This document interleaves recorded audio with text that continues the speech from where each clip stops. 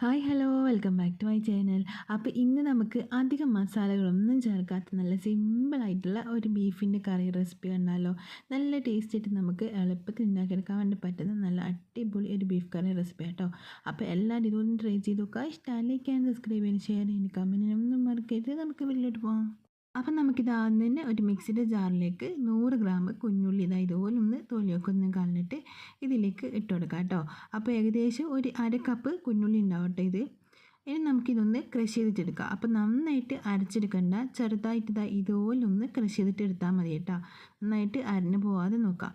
അപ്പോൾ ഇതുപോലെ ആക്കി എടുത്തതിന് ശേഷം നമുക്ക് ഇതൊരു സൈഡിലേക്ക് മാറ്റി വെച്ചിട്ട് ഒരു കുക്കറിലേക്ക് 1 ടേബിൾ സ്പൂണോളം നമുക്ക് വെളിച്ചെണ്ണ വെച്ചെടുക്കാം കേട്ടോ.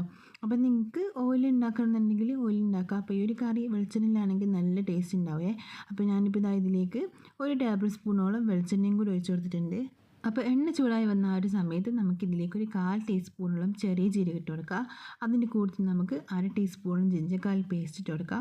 ഇനി ഇതിലേക്ക് നമുക്ക് 5 6 പച്ചമുളക് ഇതുപോലെ കീറാതെ അങ്ങ് ഇട്ട് കൊടുക്കുക കേട്ടോ. ഇതുപോലെ അങ്ങ് ഇട്ട് കൊടുക്കുക. അതിൻ്റെ കൂടെ തന്നെ നമ്മൾ നേരത്തെ ക്രഷ് ചെയ്തിട്ട് മാറ്റി വെച്ചിട്ട് നമ്മളെ കുഞ്ഞുള്ളി ഉണ്ടല്ലോ, അതും കൂടി ഇതിലേക്ക് ഇട്ട് കൊടുത്തിട്ട് നന്നായിട്ടൊന്ന് വഴറ്റിയെടുക്കാം. അപ്പോൾ ഇനി നമ്മളിതിങ്ങനെ വഴറ്റിയെടുത്തിട്ട് ഇതിൻ്റെ കളറും ആ ഒരു സ്മെല്ലൊക്കെ ഒന്ന് മാറി വരട്ടെ. ആ ഒരു സമയം കൊണ്ട് തന്നെ നമുക്ക് ചെറിയൊരു മസാല റെഡിയാക്കിയിട്ട് എടുക്കാം കേട്ടോ. അപ്പോൾ നമ്മൾ ഈ ഒരു കറിയിൽ ഒരുപാട് മസാലപ്പൊടികളൊന്നും ചേർക്കുന്നില്ല. ആകെ നമുക്ക് ആവശ്യമായിട്ടുള്ളത് കുറച്ച് മുളക് പൊടി മാത്രമാണ് കേട്ടോ.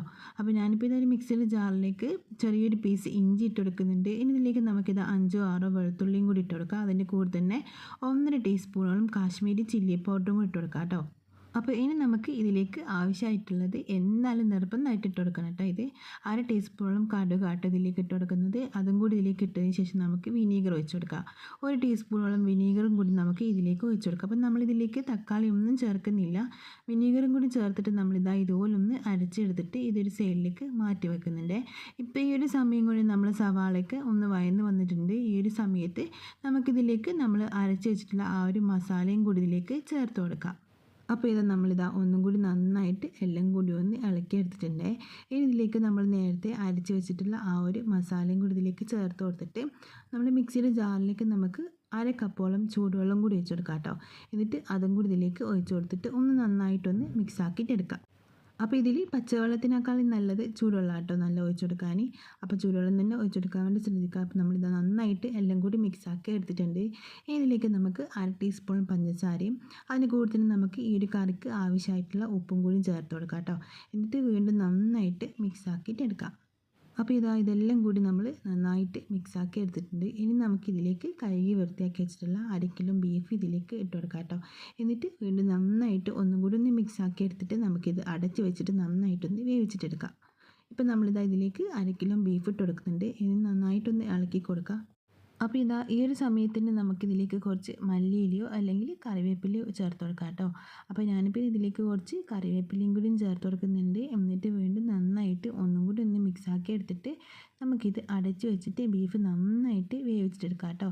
ഒരു 5 6 ഫിസിൽ അടുപ്പിച്ചെടുക്കുക. നന്നായിട്ട് ആ ഒരു സമയം കൊണ്ട് തന്നെ കുക്കായിട്ട് കിട്ടിക്കോളുവേ. ഇനി നമ്മൾ നന്നായിട്ട് മിക്സാക്കി എടുത്തിട്ടുണ്ട്. ഇനി അടച്ച് വെക്കാം കേട്ടോ. അടച്ച് വെച്ചിട്ടൊരു 6 ഫിസിൽ ഒന്ന് അടുപ്പിച്ചിട്ട് എടുക്കാം. അപ്പം കുക്കർ 6 വിസിലടിച്ചപ്പോൾ അത് ഓഫാക്കിയിട്ട് നമ്മൾ പ്രഷറൊക്കെ കളഞ്ഞതിന് ശേഷം വീണ്ടും അടുപ്പത്തോട്ട് വെച്ച് കൊടുത്തിട്ടുണ്ട്. ഇനി നമുക്ക് വേണമെങ്കിൽ ഇതിനൊന്ന് കുറുക്കിയെടുക്കുക. അല്ലാന്നുണ്ടെങ്കിൽ ഇതുപോലെ അങ്ങ് കഴിക്കാട്ടോ. രണ്ടാണെങ്കിലും അടിപൊളിയാണ് കേട്ടോ.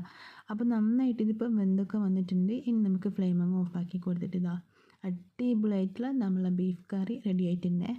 അപ്പോൾ ഒരുപാട് മസാലപ്പൊടികളൊന്നും ചേർക്കാതെ നമുക്ക് സിമ്പിളായിട്ട് വെറും മുളക് പൊടി മാത്രം ചേർത്തിട്ട് നമുക്ക് ഉണ്ടാക്കിയെടുക്കാൻ വേണ്ടി പറ്റുന്ന നല്ല അടിപൊളി ഒരു ബീഫ് കറി റെസിപ്പി ആട്ടോ ഇത്. നമ്മളിതിലേക്ക് തക്കാളിയോ പൊടികളോ വേറെ ഒന്നും ചേർത്തിട്ടില്ല.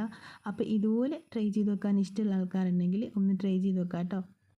അപ്പോൾ ഈ ഒരു റെസിപ്പി ഇഷ്ടമായിക്കഴിഞ്ഞാൽ ലൈക്ക് ചെയ്യാനും സബ്സ്ക്രൈബ് ചെയ്യാനും ഷെയർ ചെയ്യാനും കമൻറ്റ് ചെയ്യാനും ഒന്നും മറക്കല്ലേ. അപ്പം നമുക്ക് മറ്റൊരു നല്ലൊരു വീഡിയോ ആയിട്ട് പിന്നെ കാണാം. Bye, thank U.